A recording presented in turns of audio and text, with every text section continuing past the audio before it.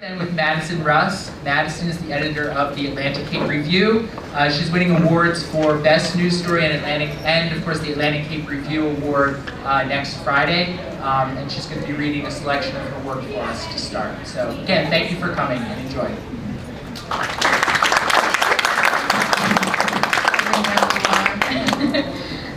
Today I'm actually going to be reading two of my pieces. One is that I won Best News Writing for this year at the Atlantic Cape Communication Awards, and last year's Best Memoir.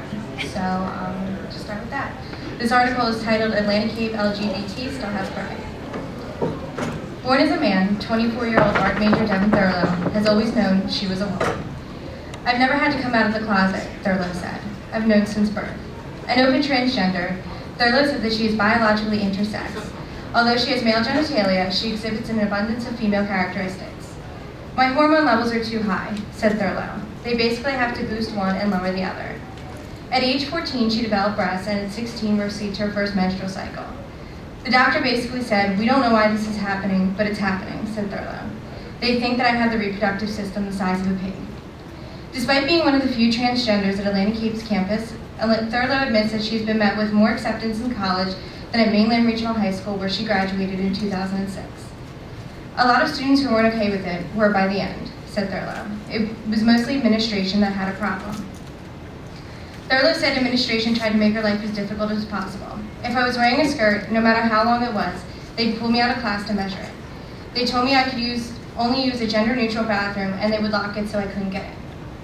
Mark Marone, who served for 5 years as vice principal at Mainland Regional High School before stepping up as principal, said that the dress code dictates that students can wear skirts to at least their mid-thigh. "We celebrate diversity," said Marone. "I'd be hard-pressed to believe that some would be pigeonholed for their attire, or more focused on education."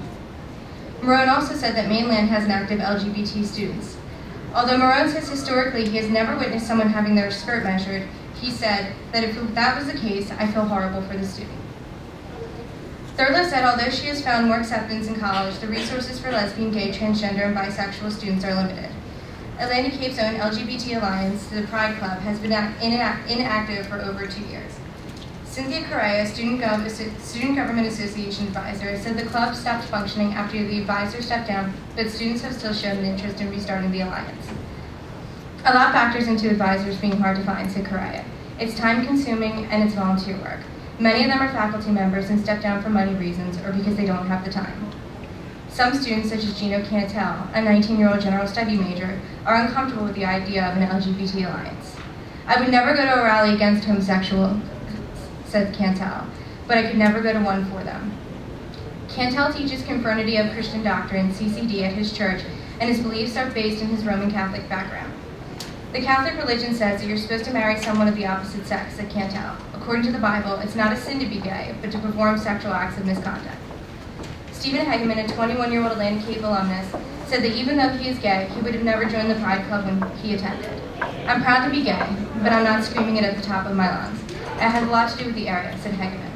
"I feel it would have brought me more negative attention."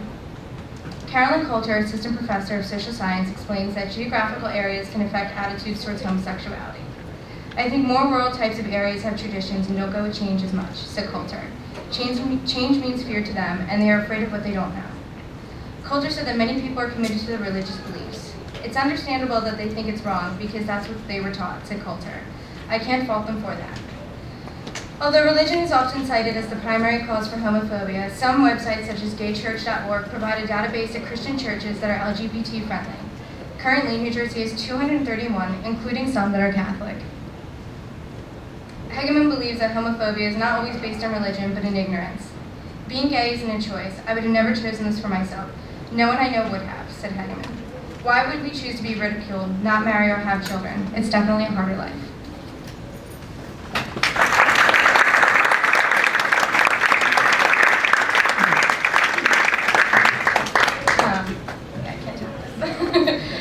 So my next piece is what I won Best Memoir for last year in 2010. It's about how last year I was hit by a drunk driver, and it's called Full Grace. "It's the same road that I take almost every day. The stretch of Route 9 that runs through the quiet borough of Beasley's Point. Evergreens, sycamores, and maple trace the shoulder, and sleepy little side streets that run parallel. I know that I've always loved driving down this desolate stretch until it eventually runs into the old Beasley's Point Bridge that is shut down indefinitely. A little beach and a set of docks to the side of it is the backdrop for my teenage days. The Tuckahoe Inn, my job when I started college, positioned right next to it. And across from it, an old Victorian house that was a boys' home. Deemed historic, it sits unoccupied and tethering away at the changing seasons. I would marvel on every drive into Beasley's Point on how the trees along the road created almost a canopy. Fall with its eruptions of red and yellow, summer and spring with its lush green dew dancing along flecks of sun through the leaves, and winter coating the trees in the old-style houses to create a vision so wholesome Norman Rockwell would be inspired. At my best friend Angela's parents' house, the little one-level rancher that sits on the corner of East Maple Street and Route 9. Our summers tucked away behind her wooden fence, basking in the seclusion by her pool, our walks to the docks where we'd meet our friends and dance in the sand. This town, drenched in my own nostalgia, was sacred to me. November 21st, 2010, Angela had her baby, a beautiful little girl, Lily Marie. To celebrate, I went to her parents' house to see her sisters. Angela moved with her fiancé to North Carolina a year ago, so her sister and I were planning a road trip to see the baby. We talked about Christmas presents, snacks, and music for the trip. The Eagles game droned in the background, a dull roar against the still November night. The clock switched to 11, and I swung out their front door like I had so many times, taking the front porch steps 2 at a time in stride. It was the first chilly night this season, and glancing up at the trees, they were washed in white. It was a full moon. Hadn't Angela said something earlier in the evening that many babies are born on a full moon? The click of my engine made the car rumble with a soft purr. Like an old silver cat, my station wagon was compliant. I turned off East Maple Shade and started my ride home. Is it weird that sometimes I think a life has to be taken in order for another one to be born? Angela had been in labor for almost a full day, and news of her uncle dying had just came to her. I mean, is it terrible to think that I thought that perhaps my uncle has to die in order for my child to be born? I can see her now, long curly black hair, just barely dancing on the top of her stomach. Foam popped against her ear. She's probably pacing. She can never stay still on the phone. Well, I don't know. Every 3 seconds a baby is born, so unless they both go or come at the same time, maybe it doesn't really count.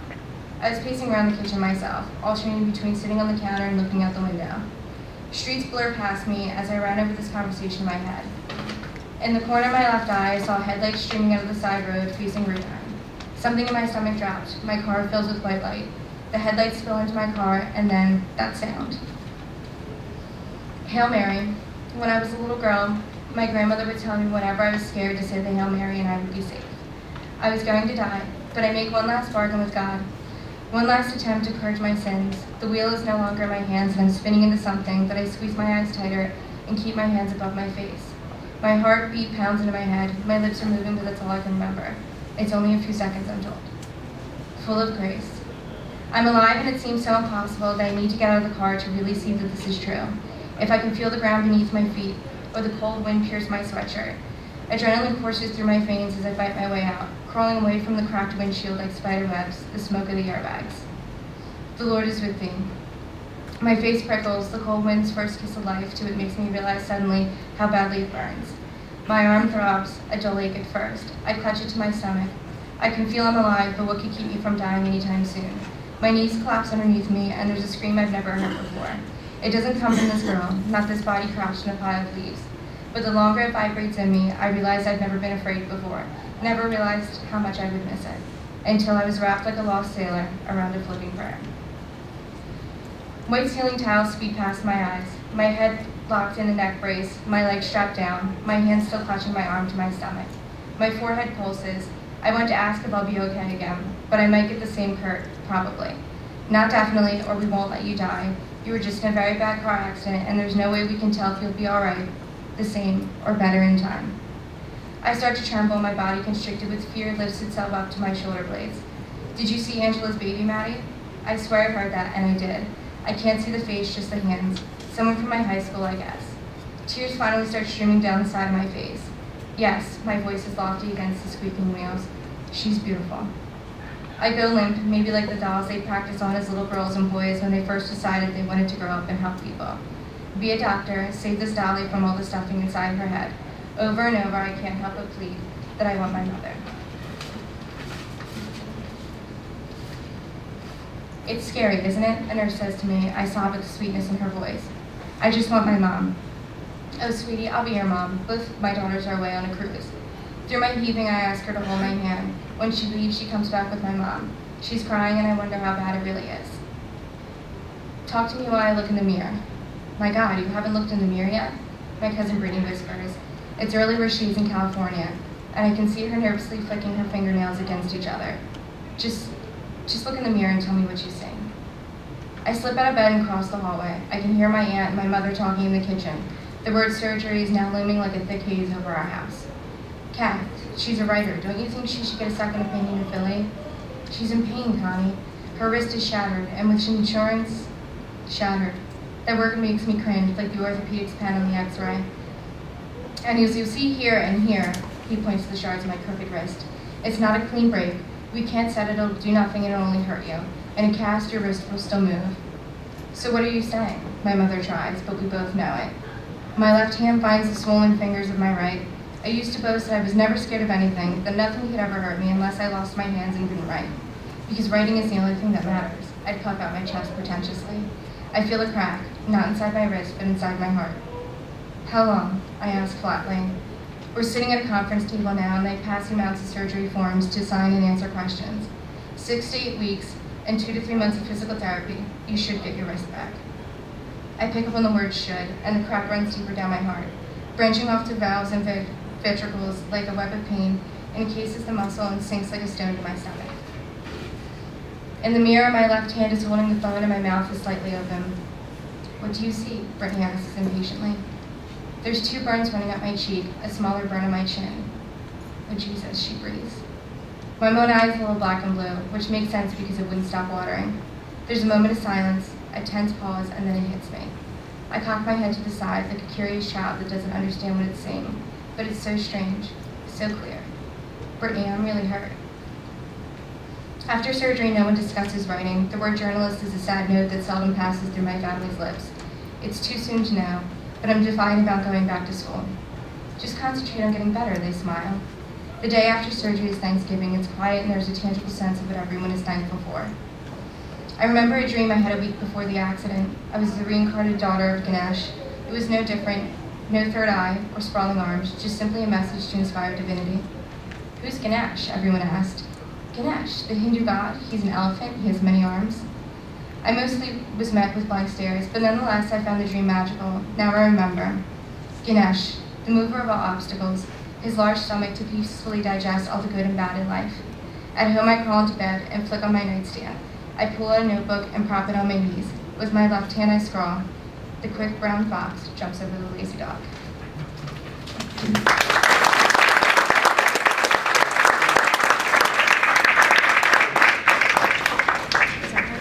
Thank you, Madison.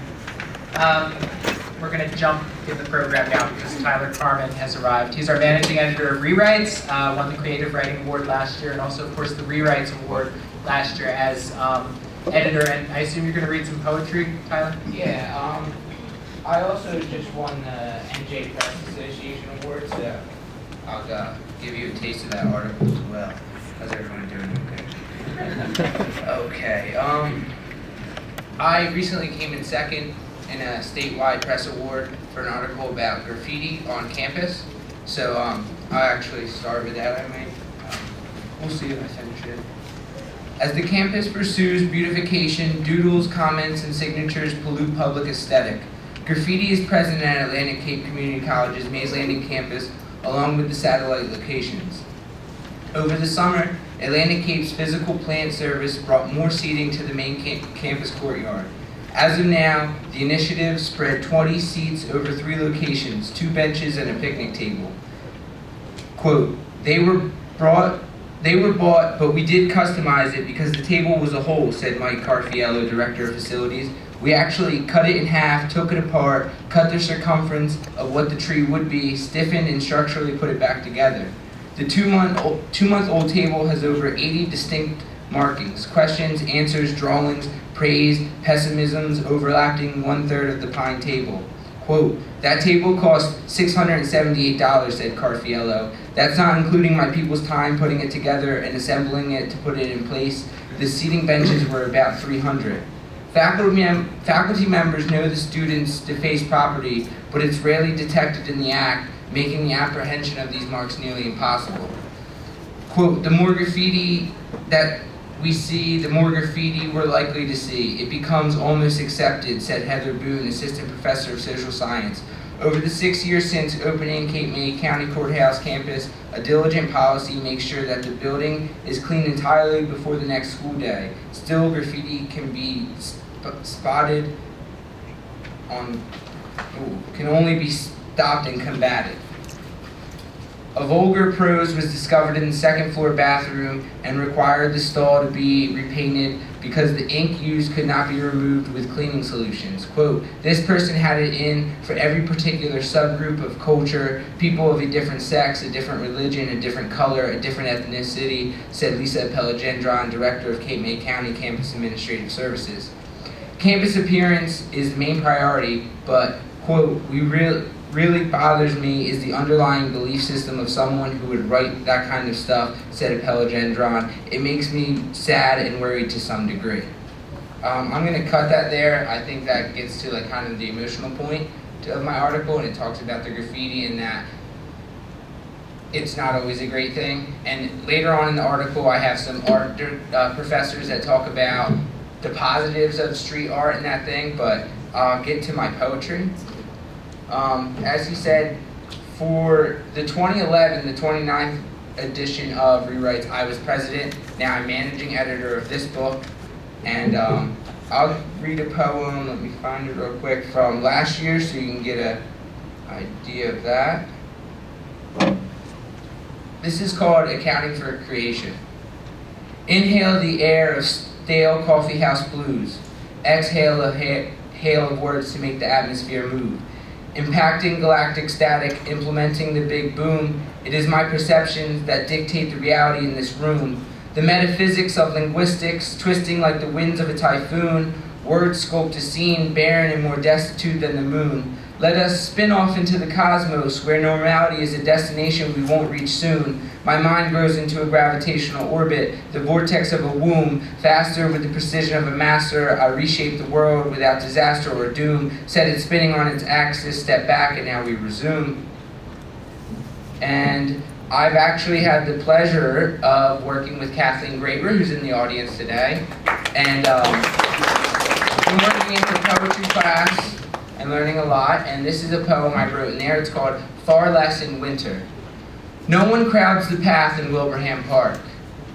The brick, a sepia guide through the grasses, leading into streets where I feel the history that no one's watching.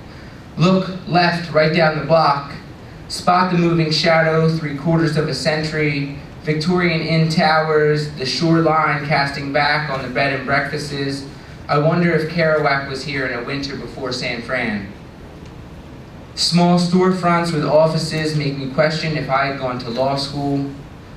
Imagine a young Lincoln, still a lawyer, walking the cove, its crescent geography, an unfamiliar friend. The lapping Atlantic sings an unfamiliar tune. It welcomes you to stay the night.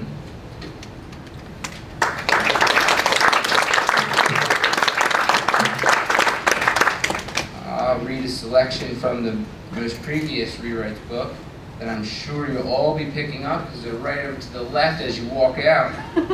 Enjoying that. You don't crash trying to read this on the way home. I mean, it can wait. Let me see here. Page 69. Hold on. We'll get to the more vulgar poetry in a minute. Let's see. This is called Gulp. Yes. Puzzled is the hand clasping thick crown, its mind catching Atlantic trade wind as would any eastern pelican. The mind's foresight far less than a wingspan. Watching over turbulent ocean, the bird is a brown streamlined horizon. Necessity lifts the bird from over the water, higher than any standing inland tree. Turning down, facing ocean below, prepared for the dive plunge. Gasping for sustenance beneath the water's surface, returning topside to drain its bill, as would any fisherman hoisting their net. The mind emulates the pelican, whose yellow-tipped bill holds 3 gallons, though filling its stomach only takes 1. And this is a poem I wrote for Creative Writing 2 with Rich Russell, another class plug that if you could take Creative Writing or Rich Russell, go with that. This is what we do. We plug people up here. We kind of help him out. He's a good teacher. So this is called, the title is April 9th, 2012. Sitting on the smooth rock face of a jetty with the sun infinitely radiating, I ponder this infinite. Sometime later, I recollect my account, except a video of Charles Bukowski I just finished watching makes me question infinite depression, or rather it be the finite ability of compression. James McGee's mother read one of my poems. She asked, what would make him write about that? I told him it was a metaphor for how I view my intelligence, my consciousness, life, creativity, the things I want to be. See, the pelican's stomach holds 1 gallon, but its bill draws 3. That's what made me write the poem. My attempt to express the want for infinite while feeling finite reality. They still argue. Friedrich Nietzsche put a cap on metaphysics, but yet I was not born knowing I'm real. I knew only of infiniteness and of fulfillment. I knew not of myself. Now I only know what is finite, lost grip of expansion, sifted through my fingers as if waving my hand across the night sky through universe where stars ripple. Now back to the waters of my shore-grieved home where we know the water won't last forever. Just blocks where Broadway meets Beach Drive and Abraham Lincoln stayed while passing through. Is it worth calling a struggle, duality, finite and infinite? Are they both parts of one solid or solid in their parts? Are the memories of a hotel room fistfight in Ocean City, Maryland worth more than revisiting? That plastic smile on the waitress is sure to never spoil. Now give me back my wallet. Which one is it? It's the one that says bad motherfucker on it. Will you ever go to Lake Champlain, skinny dip, galactic kiss, fall head over theory with Jackie Kennedy? Fucking her makes me feel I could be president. Cezanne's fruit never looked geometrically right. From what I've read of Dionysus, the wine will be just as potent. Please drink up, Jackie. My charm will only get me so far. We'll find a Sycamore Street and move into the 300 block. We won't be able to define death. We won't find life. My neighbor's chainsawing. They sleepwalk through easy pass terminals, keeping change for the extinction of paper money, trying to buy the time between finite and infinite. I don't make wagers of time. I don't have any for a joke. The bar stool is uncomfortable. Plato walks in with a platypus. Let's hope the liquor store is still open.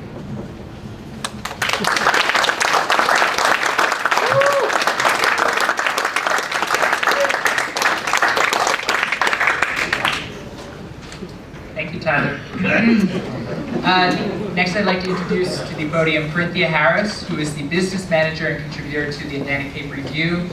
This year, she's winning Best Investigative Journalism and also an award for Best Debate Speeches. However, you probably all know Corinthia Harris because also last year she was honored as the Communication Major of the Year, which is the big award, of course, which you come to the show for next week. All right, so Corinthia.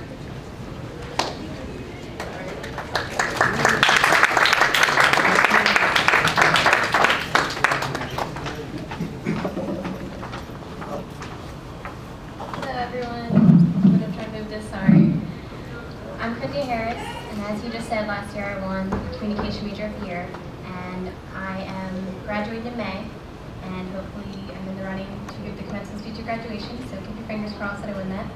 And I am moving on to major in public relations and minor in journalism and advertising at Rowan University in the fall.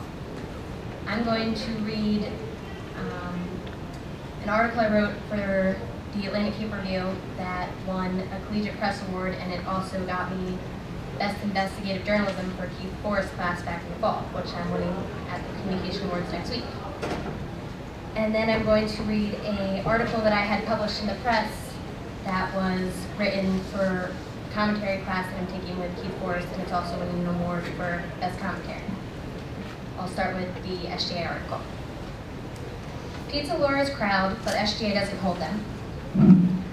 Using the lure of free pizza, the Student Government Association, SGA, held a meet and greet on Wednesday, November 9th, advertising activity from 5 to 7 p.m. By 5:15 p.m., after crowding the hallways of Building A, the pizza and most of the students were gone. The event was over. Cynthia Correa, SGA advisor, made the executive decision at 5:30 p.m. to pack up and leave once supplies were depleted. Quote, "It was embarrassing," said Ken Kin, SGA club coordinator.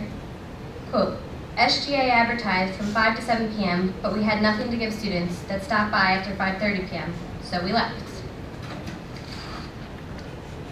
SGA's goal for the meet and greet was to host the activity for the evening students to show how they are not forgotten. During the Senate meeting on Thursday, November 10th, SGA asked for students' opinions regarding the event. Ananella Vanessa, nursing major, went to the meet and greet with her class around 6 p.m. to find empty pizza boxes and no one from SGA present. The event was first come, first served, according to SGA Program Chair Anastasia Tran, a fact not advertised by SGA. "I'm boggled because it's common sense that 56 slices of pizza won't last 2 hours among college students, especially when it's free," said Vanessa. Lisa Gibbons, Student Activities Director, Correa, and Canteen Catering from the school cafeteria agreed upon 7 pizzas that cost approximately $130. According to Kin, SGA should have ordered more pizzas because the Senate funds had more than enough money to cover the cost. However, this was SGA's first time ordering pizza, and Correa didn't want to risk for paying for wasted food. Quote, "Pizza is a good strategy to attract people," said Annabella Tran, SGA president. Quote, "Students didn't come to meet SGA, they came for free pizza." Not everyone agreed the problem was the lack of food. Quote, "The commotion from students regarding the event was about running out of pizza," said Vanessa. "It's about SGA not sticking to their word." Correa agreed. Quote, "We failed you," said Correa. SGA advertised a 2-hour span, and we needed to stick to that, but we didn't. According to Vanessa, SGA's self-justification is a natural response, but neglecting the planned event gives students a negative image of SGA. Quote, "SGA is a reputable and credible organization," said Joy Jones, assistant professor of communication at Atlantic Cape. "But when something like this occurs, it damages their credibility with students." Julie Engel's opinion was damaged after the event. "SGA not staying the whole time makes me think they're unreliable for future activities," said Engel, physical therapy major. Kin noticed a lack of preparation. "SGA had no contingency plan," said Kin. "We underestimated the turnout, and we didn't even consider that we'd run out of pizza." According to Jones, SGA needed to rehearse any possibilities of something going wrong. A failed event exposes SGA officers to real-life situations and creates an opportunity to grow as an organization, according to Correa. As long as SGA puts students first, not only in their words, but also in practice, their image and their identity can both strengthen from this, said Jones. Jones explained that in public relations, image is how an organization is perceived by internal, external, and special audiences. SGA's reputation. Identity is what a company is in reality. SGA's credibility. SGA remains optimistic preparing for the next event. The next meet and greet will be during the spring semester. "We made a mistake, but we're using it as an opportunity to improve for next time," said Annabella Tran.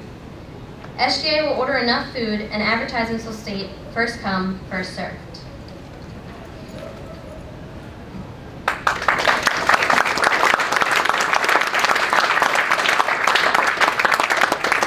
Thank you.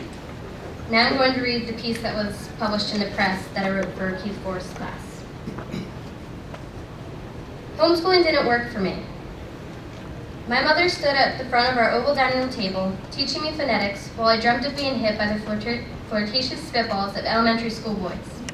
I was homeschooled. I envied the girls who were winning science fairs and hanging their first place ribbons on the edge of their vanities.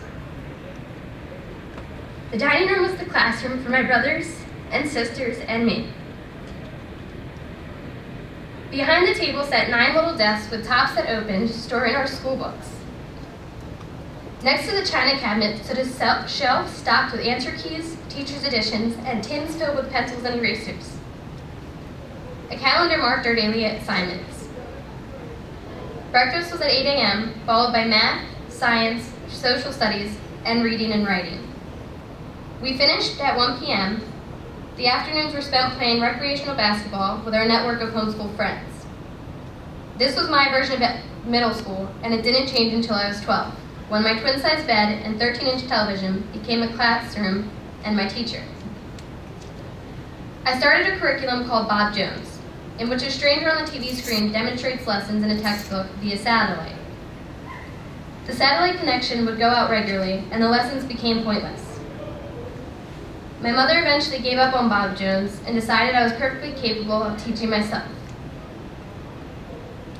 I attempted self-instruction, but I wasn't your stereotypical homeschooler who buried herself in studies, sacrificing human interaction. Instead, at 15, I didn't know my multiplication tables, nor the difference between there, there, and there. But I could talk about the latest episodes of MTV's TRL with my non-homeschooled friends. I started sleeping until 11 a.m. and believed I could learn the material while folding laundry and watching my favorite soap opera. I could not. I begged my mother to send me to high school before my education completely deteriorated in that unstructured environment. I spent a year in a private school in a classroom with 7 students and 3 teachers. We watched movies during literature, and the math teacher would give us the correct answers instead of explaining what we had done wrong. In my junior year, I left the more structured but equally ineffective private school to get my general education diploma in hopes of pursuing a college education.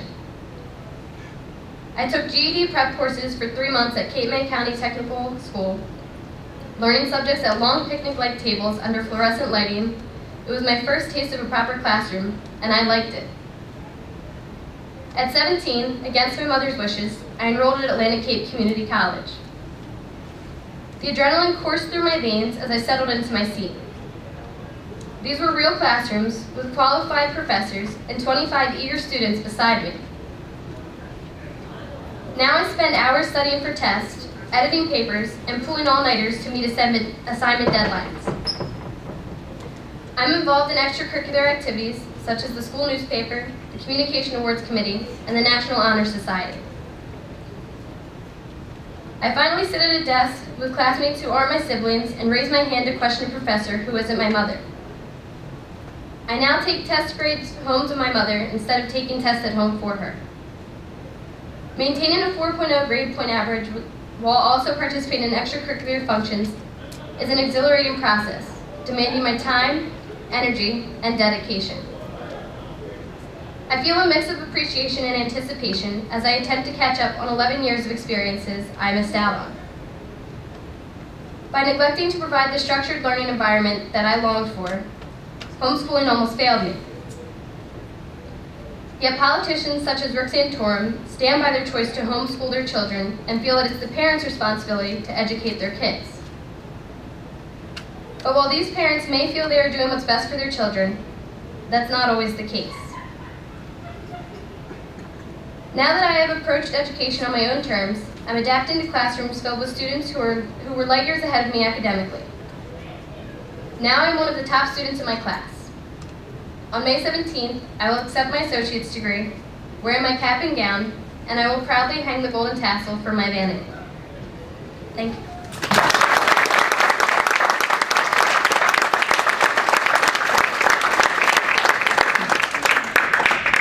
Thank you, Corinthia. I'm going to ask Kenneth Kinn to come up now. Ken is a staff member and contributor to the Atlantic Cape Review and is winning an award next week for Best News Story. Ken? Good afternoon, everybody. As Rich said, I'm winning an award next Friday for this piece that I'm going to read for my Journalism 1 class. I did win a Common Award last year for pieces that I wrote for Journalism 2 class. And since Tyler said it's okay to plug things, I just wanted to let everybody know that this past January, Corinthia Harris and I actually created the Atlantic Cape News Minute.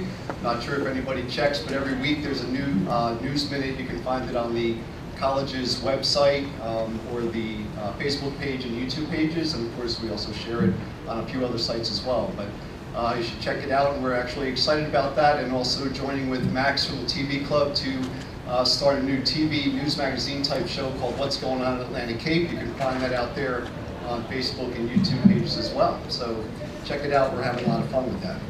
But this piece that I wrote is called Atlantic Cape Works to Ensure Disabled Does Not Mean Disadvantaged. They are all around campus, yet go virtually unnoticed, and they like it that way. They are the 400 plus disabled students and staff at Atlantic Cape, and they fit right in. Quote, college is more accessible to people with severe and chronic disabilities than it used to be, said Lucy McGlynn, a counselor in the Disability Support Services Office at Atlantic Cape.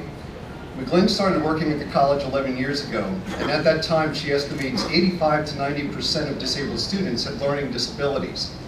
Now, due to advancements in psychotropic drugs and physical treatments, other types of disabilities are just as prevalent on campus, such as wheelchair-bound students, cancer victims, and those with mental health issues. According to the Americans with Disabilities Act of 1990, a disability is defined as a physical or mental impairment that substantially limits one or more life activities of an individual, or record of such an impairment, or being regarded as having such an impairment. Major life activities include, but are not limited to, caring for oneself, performing manual tasks, seeing, hearing, breathing, speaking, learning, thinking, and communicating. Atlantic Cape is fully compliant with ADA education guidelines and has a vast array of accommodations available for students with special needs. However, there are hurdles. First, it is the student's responsibility to self-identify, that is, to inform the college that they have special needs which must be addressed. Due to confidentiality rules, the college cannot approach the student to inquire if they have special needs. In other words, the college can't ask a student if they are disabled and require special accommodations. The second hurdle is that the student must provide documentation from their doctor that verifies their learning or physical disability. This documentation must be current, meaning it cannot be more than 4 years old. The doctor must include a veritable laundry list of information, some of which includes a clearly defined diagnosis with a summary of the tests, methods, and/or criteria utilized in arriving at the diagnosis, and a description of the present functional level of disability. Medications, assistive devices, and/or treatments needed while on campus, along with medication side effects, if any, must also be included. The credentials of the diagnosing professional must be clearly stated, if not on the letterhead. Ideally, students should make the college aware of their special needs during the admission process. By doing so, everything they need would be in place for them once the semester starts. Quote, we also may need to train the students on how to use the assistive technology, said McGlynn. That technology includes software that translates text into braille displays and screen magnification programs for the visually impaired. Books, magazines, and articles can be scanned into another machine, which reads the material aloud to the user in one of 7 different languages. For the deaf and hard of hearing, there's a program that converts spoken words into text and sign language. According to McGlynn, Atlantic Cape has a high number of deaf students, so the college can provide interpreters who will attend classes with those students. These interpreters are licensed and certified professionals who convey the spoken words of the professor and classmates to the deaf student via sign language. Other accommodations that are available include note takers, extended time for testing, and readers and scribes. The note takers are Atlantic Cape students who get paid for attending a class with or in place of a disabled student, creating a win-win situation. Readers and scribes are also available to assist during tests. Disabled students are allowed time and a half for testing, meaning if their class gets 1 hour to complete a test, they get 1.5 hours. In certain circumstances, they may be allowed unlimited time to complete the test. The tests are done at a testing center in a private room, so if readers or scribes are needed, they will not disrupt other test takers. Stephanie Pirmati, a 21-year-old general studies major at Atlantic Cape, uses some of these special services. Pirmati, a brigantine, has cerebral palsy and crisscrosses the campus in a motorized wheelchair. Quote, I need the note takers and scribes because my hands are too weak to write, said Pirmati. I also have specialized desks that my wheelchair fits under in class, she added, referring to another accommodation the school can provide. Pirmati feels that Atlantic Cape does a great job overall in meeting her needs. However, her big concern is that there are no automatic doors to get into the library or testing center once inside the building that houses both. Thankfully, there's usually someone around to help, she said. I wasn't even aware the college offered these services, said Hamel Brombat, 19, of Brigantine. Brombat uses arm crutches to trudge across the campus due to surgery when he was 1 year old for clubbed feet. Brombat used a wheelchair in high school but switched to crutches for college. It's just easier to get around, plus the classrooms are too congested for a wheelchair, he said. Slippery floors in the bathrooms and in the hallways near exit doors during inclement weather are Brombach's main concerns on campus. Wet floors and crutches are not a good mix, Brombach said. In addition, Brombach would like to see more handicapped parking spaces, as he has a driver's license and could drive himself to classes, but the spots are taken early and quickly. The Mays Landing campus of Atlantic Cape has 22 handicapped parking spaces. There are 2 at the security building, 3 in lot number 1, 1 in lot number 2, 6 in lot number 3, and 2 in lot number 4. There are also 8 spots in a designated handicapped parking only lot adjacent to the library. Jen Hathaway, 37, would also like to see more handicapped parking spots on campus. Hathaway of Mays Landing has worked as a tutor in the writing lab in Atlantic Cape since 2005. Hathaway has spina bifida, a birth defect that has left her paralyzed from the waist down, and wheelchair bound, sorry. However, she drives a customized van that has gas and brake pedals that are hand controlled.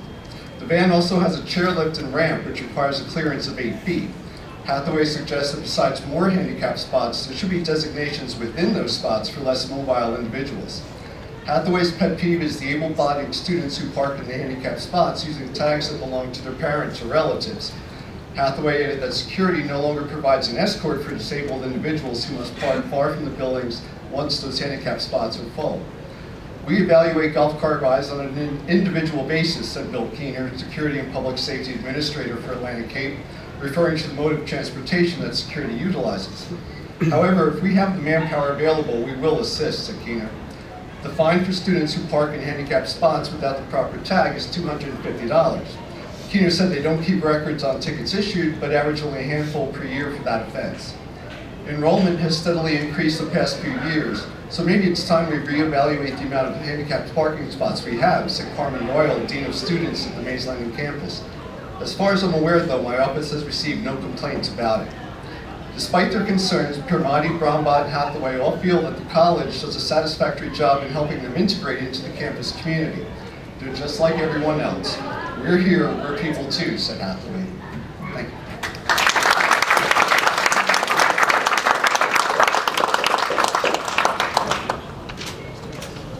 Next, I'd like to invite Joel Olander and his crew up. Joel's receiving an award next week for Best Drama for his play Ruby Red Lips. It's a short play, but he has actors, and they're going to give a stage reading for us. Okay, so we welcome Joel.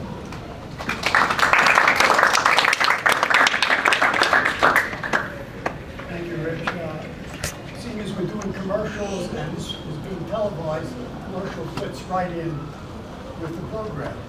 And I'd like to make a commercial for the college itself. I took a course last semester at age 75.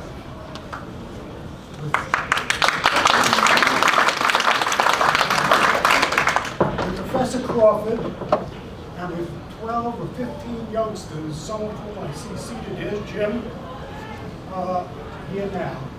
And what I learned about writing was very important and very helpful, in part because Professor Crawford is an extraordinary educator and a very engaging personality.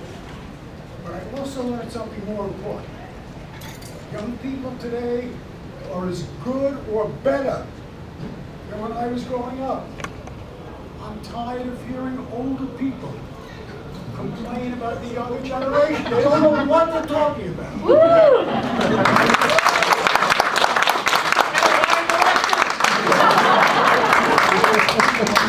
I wish they would be here today. And in fact, I have a very good friend, Phil Magaman, who is here today, who is going to help me when we go back to our group to tell the story of intelligent and interested and engaged young people. And now for our play. Good afternoon and welcome to Cape College Drama Club. Today's feature presentation is the world premiere of Ruby Red Lips, a humorous, award-winning, one-act play written by yours truly, Joel Olander. A new genre of detective stories burst upon the American literary scene in 1930. The Maltese Falcon by Dashiell Hammett introduced us to Sam Spade, Private Eye. Shortly thereafter came Raymond Chandler's book, The Big Sleep, and Blake Edwards' detective series featuring Richard Diamond, private investigator. The protagonist in all of these was a hard-boiled private investigator who always apprehended the culprit while easily outsmarting the police. He had little interest in women and never engaged in small talk. Our comic detective story, therefore, requires our hero to act in just the opposite manner of that stylized private investigator, and to have a different character figure out who the bad guy is and capture him. So now you can sit back, relax, enjoy the play, starring two of Hollywood's most sought-after actors, Blossom Pacheco and Constance Hackney. And now, Ruby Red Lips, cast of characters, Tim Club, private investigator, I'm a star, guest at a cocktail party, Mr. D, wealthy businessman, Mr. and Mrs. Gates, very rich III, host of the cocktail party, 5 women and 5 men at the party, 2 waiters, Jack, a bartender, Cindy, a maid, and a mysterious voice off stage. The action takes place at a cocktail party at the very posh, very rich's living room. There are 2 large sofas, 3 comfortable armchairs, a bar, stage right rear, and a table with food, stage center rear. A short wall and door, mid-stage left, separates the living room from the vestibule, which features a large closet with hats and coats. The maid is stationed by the closet. The bartender is behind the bar. 5 men and 4 women are walking around. 1 woman is seated. The waiters are at each end of the food table. Mr. D stands looking at the food table with his back to the audience, and Ima is standing next to Tim, stage front and center. The time is the present. It's a rainy Sunday afternoon in New York City. As the action begins, the stage is silent and dark, except for a spotlight on Tim. All the other actors are in their assigned places, unseen by the audience. Tim speaks. Her thick, painted, ruby red lips were mere inches from my right ear as she spoke in a raspy stage whisper. Stage lights up. Ima is standing close to Tim, front and center. I do not drink alcohol, coffee, or tea. I do not smoke, ingest illegal substances, or use inappropriate language. But I do enjoy exciting activities designed for 2. Interested? Spotlight on Tim. The cocktail party was in a crowded, hot, noisy living room. The smoke from cigars and other types of smoking matter made my eyes burn. To say it was hard to breathe, to see, and to hear would be like saying the Civil War was just a little family squabble. Stage lights up. Really, that's very interesting. He moves away from Ima, but she follows him, now standing even closer. Hi, I'm Norman. Hi, it's nice to meet you, Norman. A strange name for a woman, I'm thinking. I'm Tim. Not Norman, you idiot. I'm a Mormon. You know, Mormon as in Joseph Smith, Brigham Young, the Great Salt Lake, and the Church of Jesus Christ of Latter-day Saints. That kind of Mormon. My name is Ima. I'm a star. With double R's, you understand. Oh, Spotlight on Tim. which is all I could think of saying under the circumstances. I would have been delighted to have said goodbye and left the party, but I had a job to do that required me being where I was at the moment. My name is Tim Club. That's with 2 B's. I'll tell you about the bee business because sometimes people ask me, 2 B's or not 2 B's? That's their question. Anyway, I'm a private investigator in a small, mostly unsuccessful firm, along with Sam Spade, Richard Diamond, and Havahar, the last name being the only female partner. We call our agency whatever suits you. Mostly we're hired to catch the missus cheating or the accountant skimming off the top. But occasionally some celebrity or rich big shot hires us for protection, and he or she's in a hot spot. That was what was keeping me at the party that night. Stage light up, Mr. D turns and walks over to Tim. Get me a drink. A good single malt 30-year-old scotch. No ice. Better make that a double. Spotlight on Tim. I know all of you smart folks out there guessed it. That was Mr. Big Shot, Stanislaw Dinkspieler. Always so pleasant and gracious. I guess having $1 zillion means never having to say please. Everyone calls him Mr. D. Dinkspieler made his fortune as a hedge fund marble. Some guy who took a big loss on D's advice has threatened to kill him for ruining his life. We're pretty sure the guy's just blowing off steam, but Dinkspieler's paying whatever suits you big bucks to keep him safe. Stage light up, Tim walks over to the bar, speaks to the bartender. Ima walks over to the bar and stands nearby, listening to the exchange while looking at the many colorful bottles of liquor on the shelf behind the bartender. My boss would like a scotch. Me, a double, please. Ice? Definitely not. Bartender pours a drink from a bottle of Glenmorangie Scotch. Places glass on bar. What's your name? Jack. Thanks, Jack. Tough job, tending bar? No, not too bad. Been doing it for almost 20 years. That's a lot of juice down the old throat. Thanks again. Tim brings the drink to Mr. D, hands it to him, and walks away. Stage lights out, spot on Tim. For a little change of pace, I meander over to the vestibule of the luxurious 12-room apartment. It was an upscale high-rise in the upper 60s. The castle sported a bird's-eye view of Central Park, a gold inlaid private elevator for Mr. Apartment owner, and round-the-clock concierge service. Stage lights up. Tim walks slowly from the living room, through the open door, into the vestibule.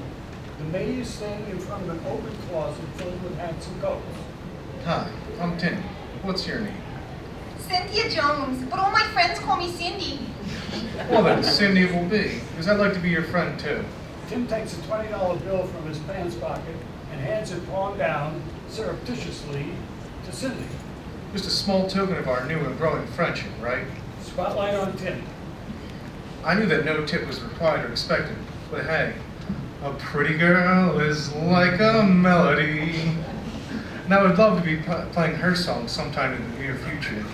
Besides, money has come out of Mr. D's expenses. Tim's cell phone rings. He takes the phone out of his pocket, opens it. Sure, just when I'm starting to have a little fun, my cell phone rings. Now speaking into the phone. Hello, Tim Club here. What do I have to do to suit you? Honey, how many times do I ask you not to call me when I'm working? Unless it's an emergency. Not knowing what you're going to wear to Richardson's party next week does not qualify as an emergency. I know you love me and you want to make me proud, and I love you too. Only not right now.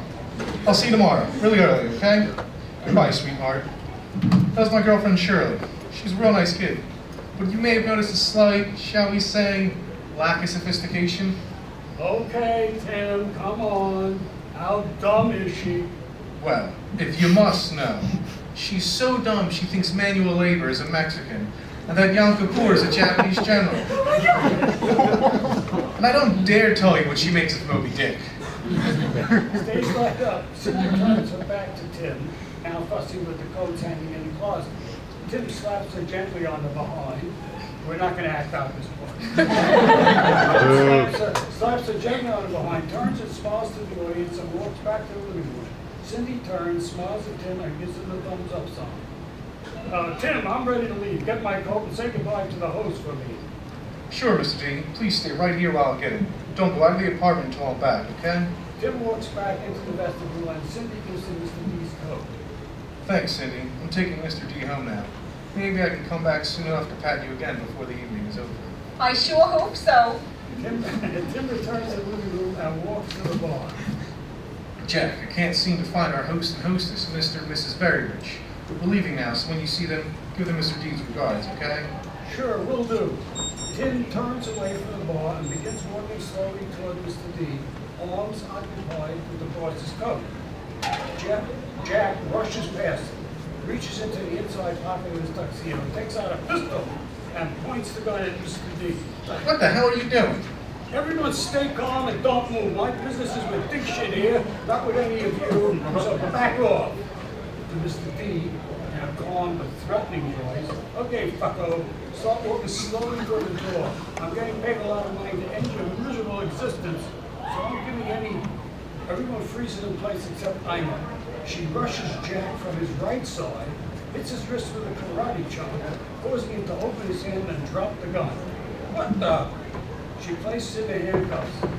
I hadn't planned to talk this much, but it just keeps happening.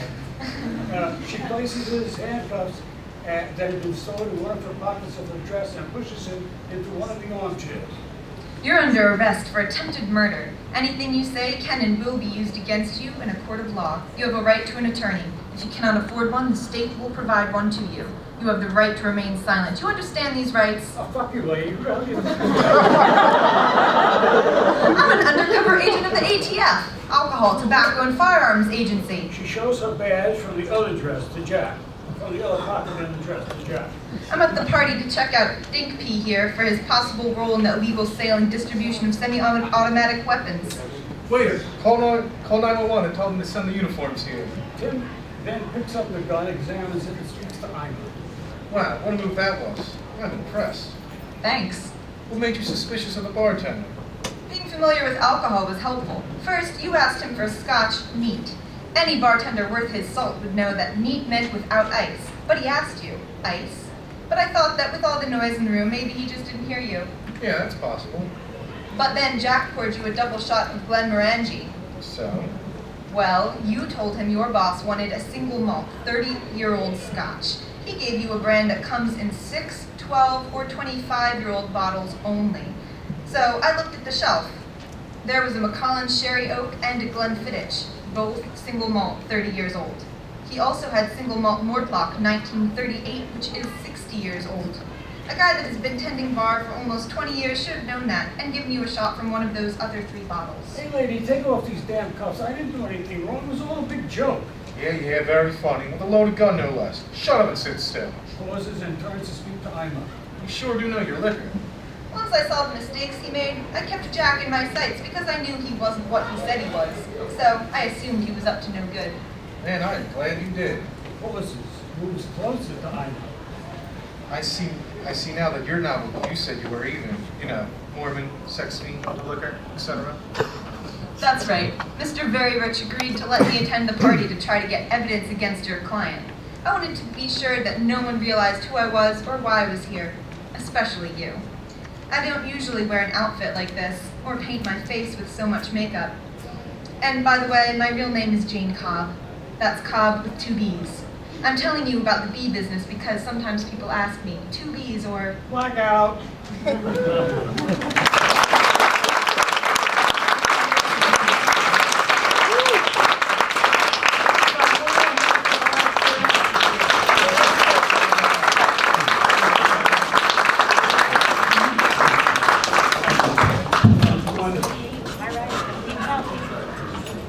Hey, Joel.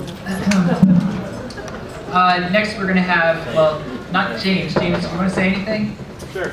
Oh, you do? Okay. Sorry. James is winning an award for Best Screenplay. He's going to present just scene 1 of his screenplay, Feeling Classy. He has a couple actors lined up. James.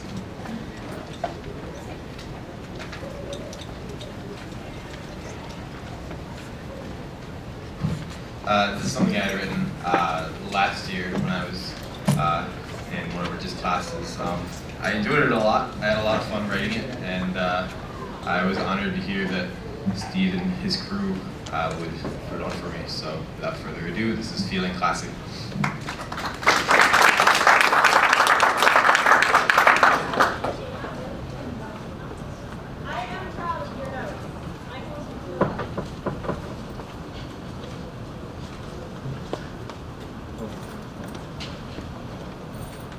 What are you wearing? What do you mean? What? Mark, seriously? I didn't even know you owned a suit. Why are you wearing that? What do you mean, why am I wearing that? We're going to a party, aren't we? A party, yeah, not a wedding. Not a bris, Mark. Go change. Liz is waiting in the car. We gotta go. I want to wear this suit. Don't people get dressed up to go to parties? Not this kind of party, Mark. I like where your head is at. I really do. But I can't have you showing up to Kathy's doorstep looking like you're in mourning. Come on, go throw something on else. Throw something else on. Yeah, you're right. Maybe it's a bit too dark. Hold on. Let me grab one of the other ones. Other ones. Yeah, this one is nice, but Ralph Lauren's always look a shade too dark for me. Wait right there, and I'll go grab some Calvin Klein. What? Mark, you have other suits? As in more than one? Well, yeah. How many? I don't know, about 20, I guess. 20! 20 suits, good God, what do you use them for? I just like suits, okay? I like having a lot of nice suits. They make me feel classy. Classy? Mark, you live in a mobile home with your parents. Son, be classy. Don't you try and tell me I can't be classy. You sit around most days in your underwear and do nothing but eat Captain Crunch and watch Jeopardy. You still collect Pokemon cards. Your idea of a perfect woman will call you Batman in bed. Fine, whatever. I'll go change. Thank you. Just because some of us want to look nice for a change. I look fine, thank you. No, you don't. You're wearing a big Hawaiian shirt that's 2 sizes too big, and some kind of stupid pants, shorts, I don't even know what you call them, combination. What do you call those? They're like, I don't know, they're a mix between... They're stupid. That's what they are. They're a mix between stupid and stupid. And it would kill it. And would it kill you to shave your face once in a while? God knows what kind of bacteria you have growing under there. And did you even shower? Because it looks like you didn't either. Jesus, dude, I get it, okay. Thanks for that. It's not like I was lacking confidence or anything. You're the one. I'm just wearing what people wear to parties in high school. This isn't a bar mitzvah or a wedding or... I don't know, it's a party! Mark, a legit high school party. People can wear really big Hawaiian shirts, or real pant shorts combinations, or flip-flops, or plain t-shirts, or no shirt at all! What? But not suits? No, not suits. Unless they're being ironic, and then it's cool. But you're not being ironic, so it's not cool. It's sad. And not sad the way that'll get a girl to pay attention either, like a broken arm or something. Sad and a very, hello, I play World of Warcraft all the time. Please do not kind of walk away. I don't get invited to these kinds of parties very often, and I know you don't. So let's at least try to, I don't know, fit in. Not draw too much attention to ourselves.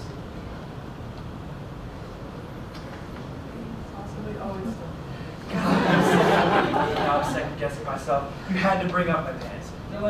They're too long to be shorts, but they're too short to be pants. I don't think there's a word for them. Stupid. My brother wears stuff like this all the time. My brother is awesome. That makes me awesome. I am awesome. You're awesome. I am awesome. Who's awesome? Is it me? I think it's me.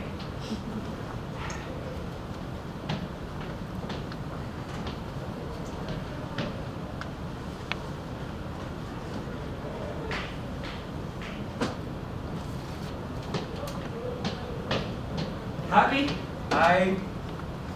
Yeah. It's a little better, I guess. And you still plan on wearing that? Yes, I still plan on wearing this. You sure? Yes, Mark. I'm sure. Because you can borrow something of mine if you want. Yeah, no thank you. Unlike you, I'd prefer it if nobody thought I was someone's butler tonight. Are you still getting ready? I swear, you two are such girls. It's pathetic. Maybe if you spent a little less time painting each other's nails, you'd have some... Oh, I like your outfit. It's very classy. That's it, I'm putting on a jacket and tie. Hey, yeah, can I maybe borrow one of those suits of yours?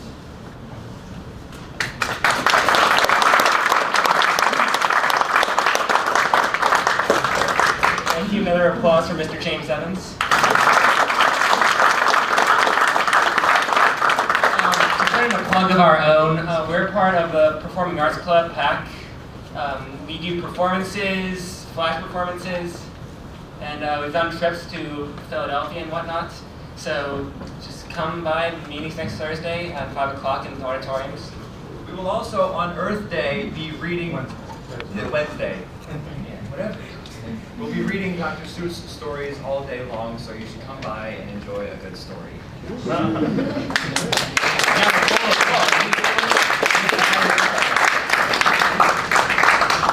Alright, thanks, Pac and James. Next, I'd like to invite up Robert Delaney. He's the art layout editor for Rewrites and is winning an award next Friday for Best Memoir.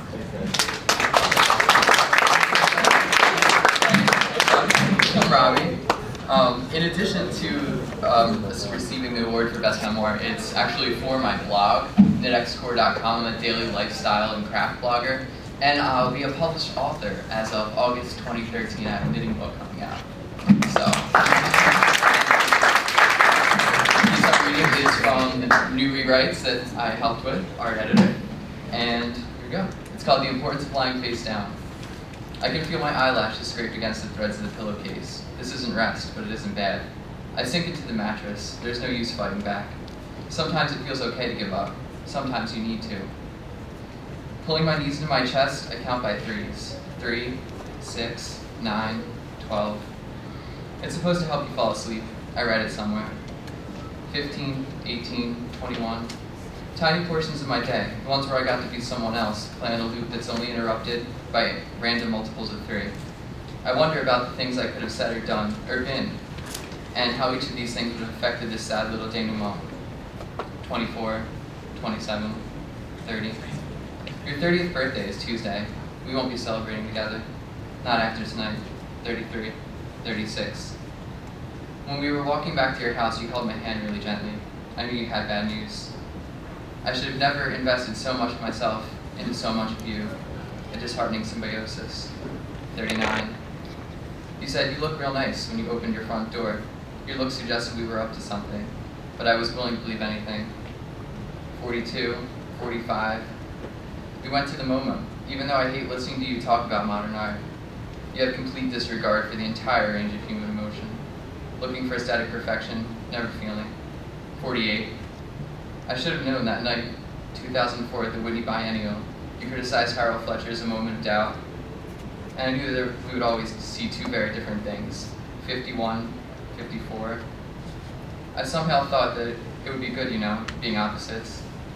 At first I thought it was. You were challenging me to see things from a new perspective. And I wanted so hard to stand on my head to find our common ground. I couldn't. 56. When I got home tonight, I took a bottle of yellow paint and edited all of the photos we took together. I painted over everything except my own facial expressions. They were all the same. 59, 62. Eager to impress you. Eager to start building a future together. Eager to be with someone, anyone really. 65, 68, 71, 74, 77. I'm not like that now. Not anymore. 80.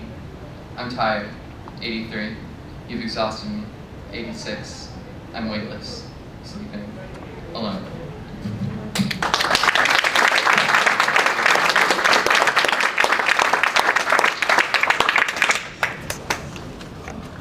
All right. I'd like to invite Matt Ash up. Matt's winning the award next Friday for Best Fiction. Matt. Yeah, it's just not very me going. This is not good. Everybody's so talented. I tend to write more vulgar, almost unnecessarily profane pieces, but I found the most tolerable one for a mass audience. This is a piece I wrote last year, and as long as we're plugging classes, if you ever get the chance, take a class with Jay McKean. Tremendous professor, real funny guy. Okay, this is called The Funny Thing Happened on the Way to the Registrar's Office. In Iowa, the children are crying. Taciturn tears stream idly onto rosaceous cheeks, just as the Patterson prophets said they would, gleaming glorious and waxing anachronistic in the pastel dawn. Out in the canyon, the craggy outreaches extend their jaundiced dramatic bluffs toward the coming of the rays. Light cast asunder in fragmentations, diverse and warm, caught perilously beneath overhangs like fireflies in a jar. And here in LA, they wrestle through the billowing smog, photons performing strange atavistic dances across the lame curvature of car windshields, beckoning forth the stand-up men to sit-down jobs and smoke and steel fortresses, while Santa Monica tumbles toward the sea. Here they tear back, ebb the quiet tide of night back towards its infernal tomb, revealing and uncovering and letting loose the sinking ships that sank slowly through the eve, now stark and sauntering deep into the unknown reaches of oblivion.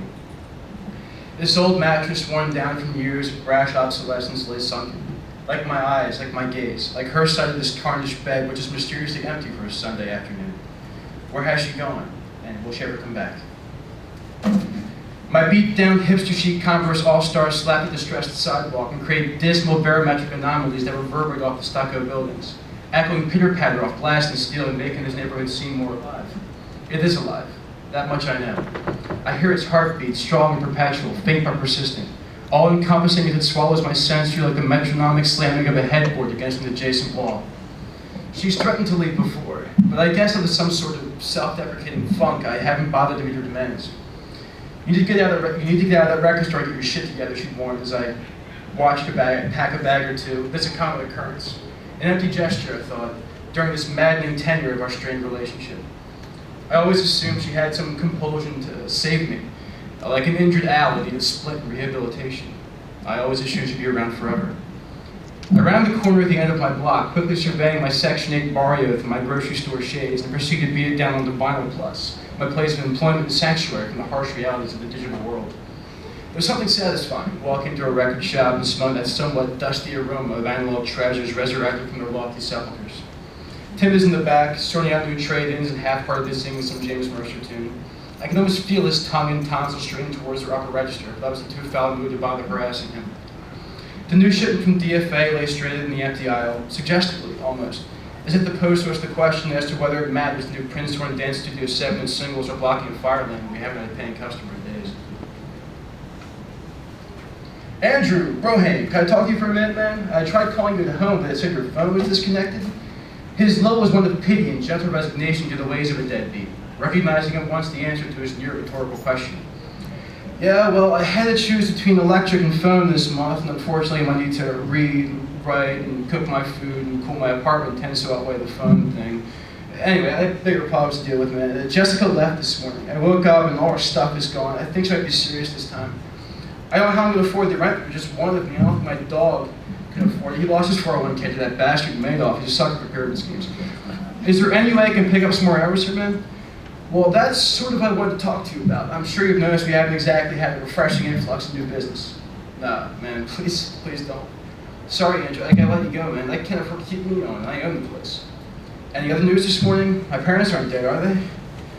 Well, I guess bye. I'd say call me if anything changes, but the whole working phone thing is pretty much so. I'm sorry, brother. Blame my phones. Facebook. So I head out. My fingers nervously jingle the spare change in my pocket, currently reassessing the direct importance of 35 cents, my newly acquired status as an unemployed Caucasian single male, in an apartment I can't afford, in a neighborhood I fear, in a city that wants to kill me.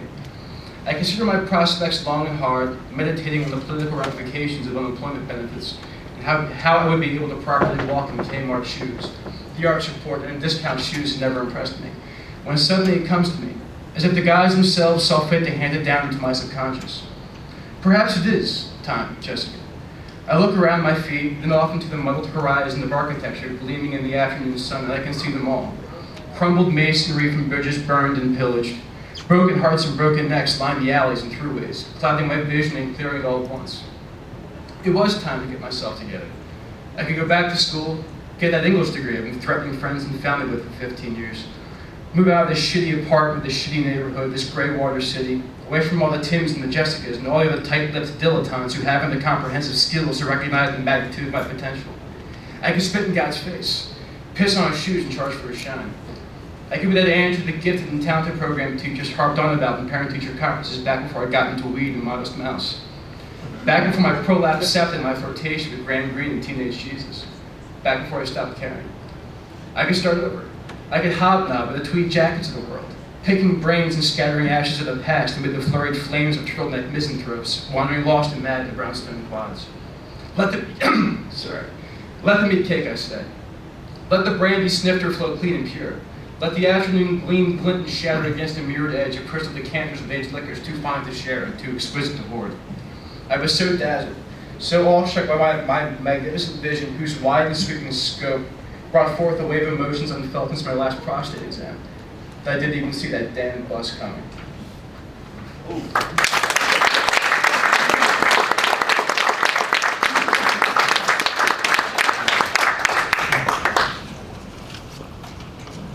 Very nice, Ben.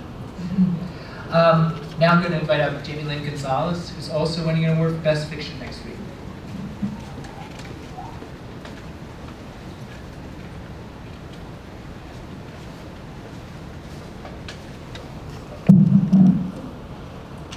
I woke up late this morning, slept right through my biology class and dance class.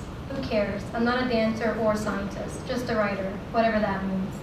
I write. That's what I tell people as their eyebrows furrow. They smile and ask, what do you write? My mom always asks that. What do you write? Hell, I don't even know. I write about love. Yeah, love. How cliche. I write about sex. Great, now I'm a pervert. I write about fantasy. No, not Harry Potter, and God, no, not Twilight either. Well, what do you write? This. Exactly this. I write what I'm thinking, what I'm feeling. I wrote a piece today, but it needs work. I'm not insecure, it just needs work. I like to write about things people can relate to. I like to write about what annoys me, like my sister. She's always on the phone, but she has no friends. I think my boyfriend hates me. Why? Because everybody hates me. I'm too honest, I'm too loud, I'm not pretty enough, my boobs aren't as big as I want them to be, and I can't sing. Everybody hates you if you can't sing. What do you write? I write about high school and how my boyfriend used to hit me. My best friend screwed the guy I liked before I could. I still love her, but what does it matter? My mom worries my writing won't pay the bills. She wants me to teach, so I will. I just wrote this as I watch others perform their work. Don't be offended, I was listening to you. I just had to write this out, because that's what I do. I write. About what? About this. About how I woke up late and how my best friend is a tramp. I write how heartbroken I am and how rude I can be towards authority. Why? Why do I write? Well, that one's easy. I write because it's what I am. I'm a writer.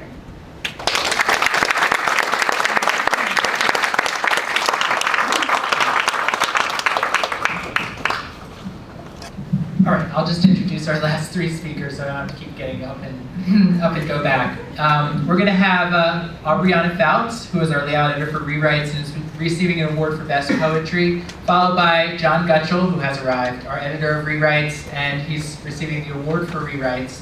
He'll follow Aubrey, and then perhaps a few brief closing remarks from Kathleen Graber, our Beacons by the Sea professor.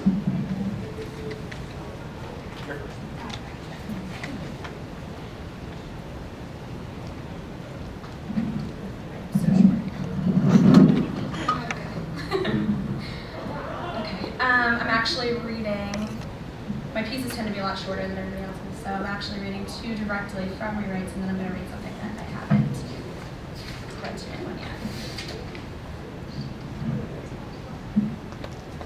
Okay. It's called Letters. 19 letters, written when they were 22, garnished with dust, admitting their age. A floral journal addressed to me, older than me. A baby's gold bracelet, engraved with my name, from a faceless man, a timeless man. A wall of framed ticket stubs, which paved the way for the red Fender Stratocaster that only you play now. The Oxfordian Shakespeare made its permanent mark. I buried a stack of birthday cards from sisters I don't know, somewhere between Much Ado and King Lear. A camera bag that matches yours carried conversation through the rest of that first night. The mirror with your name that returns every winter like clockwork. This one's, they taught us how to spell and count. I'm suffocating, my sister said, because she learned the word yesterday on my grandfather's crossword, which was close to the cuss word I taught her. Shrouded behind last winter's coats that several things can mean the same, or that one thing can be several.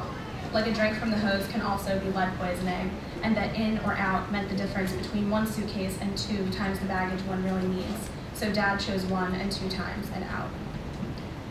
This is your one. I hate the eye. It is terrifying the way it lingers there, halfway through, pretending to fall in line, and slipping copies of itself into an us or we, an army, armed ghosts with hovering helmets made from kitchen pots. I once was told to use I statements so that I could be at fault.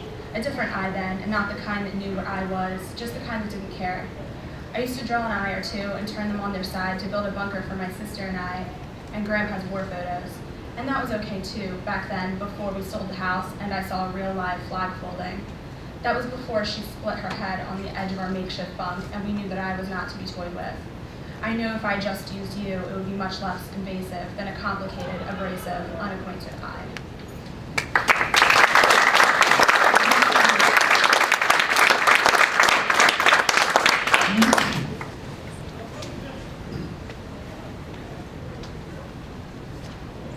Everyone give it up for Rich and Keith for putting this together. This is a great gathering.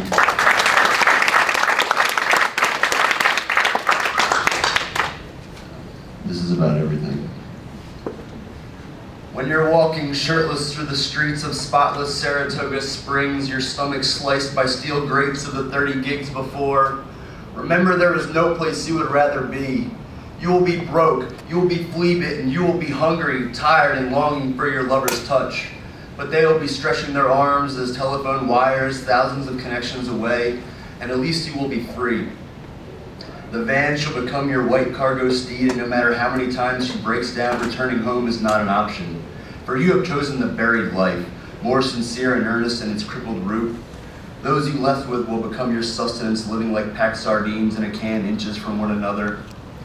You will see the starry desolation in Detroit, where the shelves of grocery stores are uncalculated and clustered with dusty products, all of which are expired.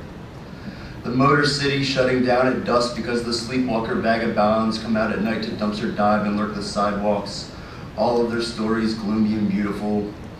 You will witness the Montreal Police Department draw their guns on armed robbers hiding within eyeshot on apartment porches. You might even rat them out. On the hills of Northern California, you will yell on the rooftops and scream the body electric because Jack and Uncle Walt said that is all you would be able to do. They were right. They were dead on, and you were alive, getting off on strolling through the closed high school campuses, wishing you could have eaten your lunch outside every day. You will have nowhere to sleep in Fargo, North Dakota, prowling through the neighborhoods with siphon and gas tank on hand, trying car after car, but the model's too new. Unsuccessful schemes underneath the vast constellations. You will drive all night to Burlington, Vermont, only to find out you have no business there but another cancellation. Running barefoot through torrential downpour, your legs become roots as you plunge 40 feet down into Lake Champlain, waving detached to the passing ferry. You will have visions in Chattanooga asking a cop for directions, lying down on the storage center as the clouds fight a monumental battle, recalling the policeman sobbing, "Let my tears flow!" Locals offering their moonshine in white buckets concocted of gasoline wind, greeted in West Virginia by mustaches drawn on with felt-tip markers, privates of the waves made themselves into apparitions, howling at the moon on Wolf Summit, kicking boxes of empty bottles onto the front lawn of your discontent. You will lock the keys inside the cargo womb on the hottest Arizona generation, skeptical of plainclothes troubadours concerned with entrapment, huffing and puffing, red face bent out of shape, break from the gazebo into a Yuma pond because it's the crescendo of the set. No dig, no ride. No dig, no ride. You will rest on the sidewalk twilight of Salt Lake City, taking in dawn of the flats over a neon 7-Eleven. Basement head shops throw change in your cup, 86 cents to split between two gas tanks. The Mormon temple follows you in peripheral hiding places and colossal pipe organs groaning the hymns of Joseph Smith. The Spirit of God like a fire is burning. You will lose Scott Harrison to abroad in Whitefish, Montana, where he now rides fences, waving his hat, raising his children, while your flannel sleeping bag remains tucked away in the ether of his brother's basement. Celestial feedback soothes your ears while everything else becomes static like language. You will wonder why the altitude soars in Spruce Pine, North Carolina, winding the set of flying headstocks knocked out of tune atop the thrift shop venue. Why bother with divine tow truck drivers when only the back wheels rise up through the tectonic wood boards? You will be hunted as dogs by rednecks from Cumberland, Maryland, cruising up and down the cornfields in pickup trucks, hooting, hollering, banging baseball bats. You will tell them that Andy Warhol is a narc, a government agent sent out to infiltrate their idealistic lifestyle from the inside, looting the eternal rented houses of strangers by strangers for anything of value, strangled in VHS tape. Gas station buffet cuisine of the gods. Indian casino shamans bequeath the poetry of William Blake for you to stuff inside the back of books about locomotives in the Albany Public Library. You will scribble in wind-up notebooks the sense of remoteness a life like this is bestowed upon your soft bruised head. Whisked through the back doors of North America, you would have it no other way. Racing all night to sleep at the bus stop before the 6:20 a.m. to school carries you back to reality television. Unrelatable winter break tales, you keep silent all the wiser. Hurry jaunt through the fog. Dual life. Blessed train stations, laundry room pylons, haunted families in abandoned Kentucky ice factories, hallucinations of Tim Buckley's painted beard, a wizard carved on your chest, Gregorian pizzerias, cataclysmic bowling alleys from Blythe to Minneapolis. These are the sanctuaries now. King Cobra becomes the blood of Christ, and Chef Boyardee is the body to break on your tongue. You will part the Red Sea in Reno only to be carried into the center of the city over rocks squeezing love from muted stones. You will know the meaning of go for broke or go for dead because Jeff in his cynical honesty opened your eyes to a world more addictive than a Skagamuffin's fix. Why walk around with tombstones in your eyes when you can be reborn each night? Loading cog into dingy clubs, down basement stairs, empty art galleries, and Colorado Queenie bars. Baptizing yourself in murky waters swung by heavenly rope swings on covered bridges in Falmouth, Maine. Saint Greasy Bob of the Stars balancing himself in chairs, unconscious, bucket in arms, grazing the rail at every turn. You will discover the pleasures of public bathrooms, waiting in parking lot lexicons, killing time with plasma department stores. Brother Robert Andrews, living polar bear, lover of my being, birthday wishes in Austin, trapped inside the Alamo gift shop, spooning in the van with Baphomet wings, sentiments captured in New Orleans, on asphalt piles, whizzing rocks at cans perched on boxcars. You will front flip vomit through time, fending off all comers with nieces and cane knives. You hear wailed and evocative cries from South Carolina garages. Celestio, don't go out there, D'Alessio, don't go out there, Celestio. Reverb-drenched cigarette bands shrieking in alleys. You will appreciate Airborne. You will love Bill's electronic savvy and the rugged way he looks on Mount Sugarloaf. DeStefano's unfunny jokes, Carol's half-finished ones. You will breathe in used bookstores, record shops, and radio stations. You will break concrete to grip the kick from sliding. Your steed will become a time capsule shielding you from the world outside, spinning while you go on driving all the while. You will see God through a bug-splattered windshield at dawn on your two-lane highway cathedral. Rolling hills and cosmic prayers. You will meet divinity as a bigot in Greenville named Kenny Gagney, who gives you the shirt off his back and states most profoundly that all this was given to me! You will mail postcards to reality, visit your mother in the hospital after stroke number 2, and return to your vegan potlucks in the abyss. You will contemplate suicide and killer bees. You will remain silent until the tuning or down-tuning of strings. You will weep for Kevin Oddie lying on the pavement in Providence, and mourn Gary DeMartine as he rides by waving at the pass. You will return to the camper, shaming your muses, wondering when you will be able to step foot in the cathedral again. Thanks.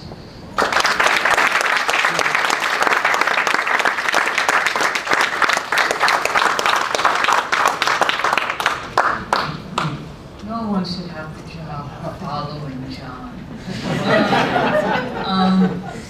And the Beacon Scholar, it's a program where they bring a person into each department once a year. It circulates through, there are 12 departments that are a part of the Beacon Scholar program, and this year was English, and I feel particularly fortunate to have been able to spend the semester here with the Atlantic Cape community.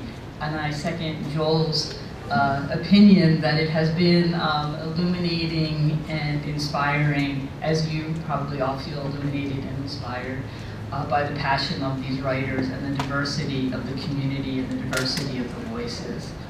All good writing should leave you with not just a new idea, but many more questions than answers.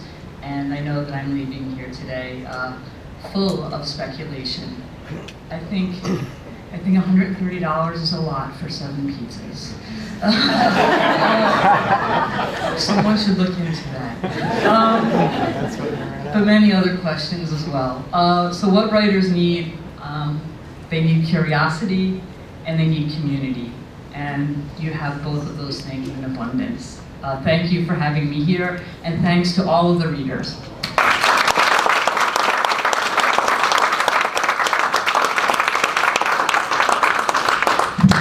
Thank you guys very much for coming again. I really appreciate it. I know the writers appreciate it as well. Again, the Communication Awards are next Friday at 7 o'clock in the theater. You're all welcome to come to see the students officially receive their awards, and also to see who will be the next Communication Award and Madison and the team, Corinthia and all of them, they're planning it is quite an event, I must say. So if you're free next Friday, do come. For right now, please feel free to stay. We have this room until 4, so you can eat as much free cheese and fruit as you can gobble down in 25 minutes. And do feel free to speak to one another. We have copies of the Atlantic Cape Review, the newspaper, several issues, and also the literary magazine over there where Robbie and Aubrey and John are sitting.